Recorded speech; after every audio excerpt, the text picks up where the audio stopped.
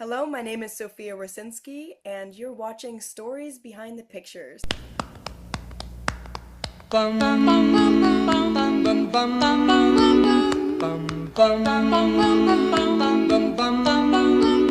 Mr. Sandman, bring me a dream.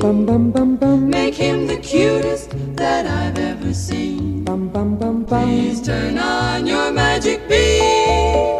Mr. Sandman, bring me a dream. Do you want to be somebody famous? I am.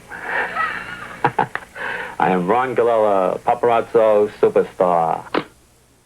He's like the Zorro of photographers. All of these iconic photos just you end up seeing without even realizing it. At the Roosevelt Hotel, you go up, oh, there's this photo of Brigitte Bardot.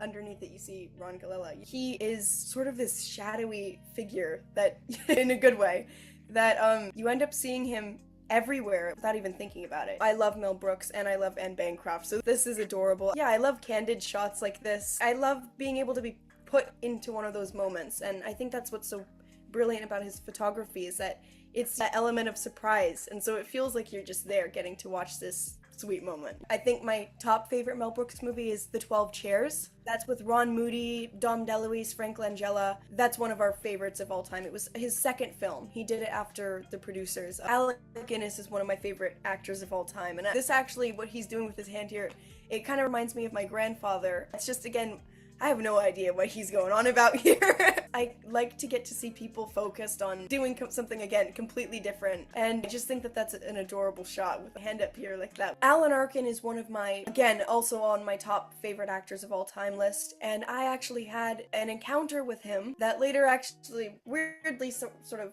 took a strange journey from there. But we were staying at a hotel in Burbank.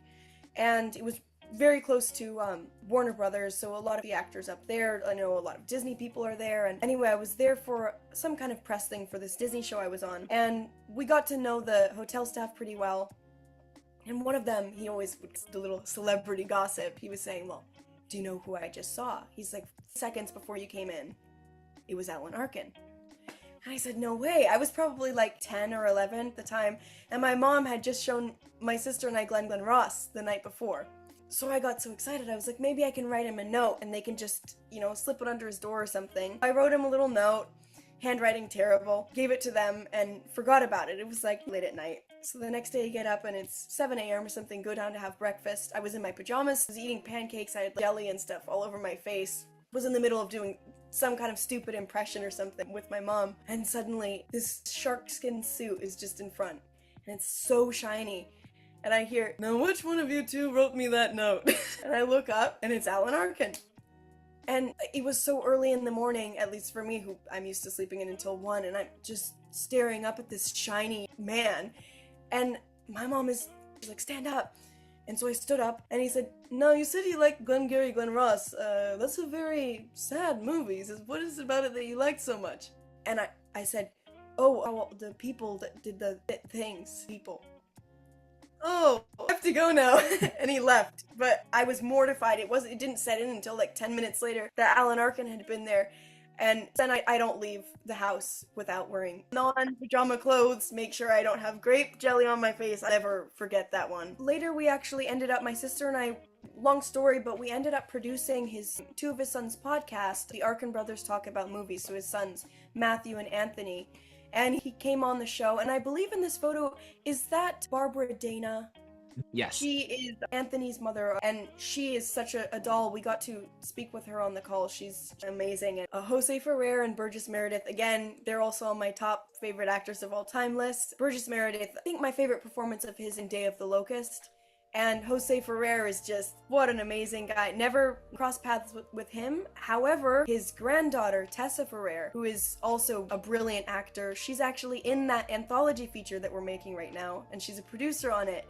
We never stopped talking with her about how much her grandparents, Rosemary Clooney and Jose Ferrer, are just such inspirations to us. But both of these guys, and I like seeing them playing around, and even with like the photos and the the paintings in the background.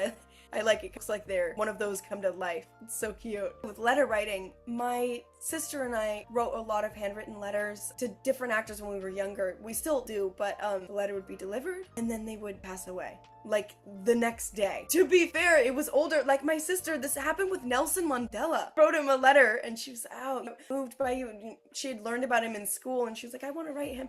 Same thing happened with Ron Moody and 5 other people. Maybe we need to just need to stop. I love the flash on this one.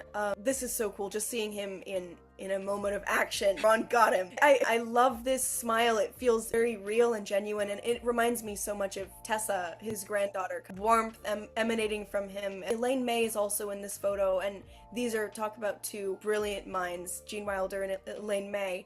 Again, a huge fan of Gene Wilder growing up. I think Charlie and the Chocolate Factory was also my first exposure to him. He reminds me a lot of my sister too, so we're always laughing. Same when she gets emotion or something, her face goes beet red like his and all that curly hair up top. But what genius, and Elaine May, she was actually on a photo, maybe Ron took it, I'm not sure, of Elaine May. We just had that on my sister's birthday cake the other day.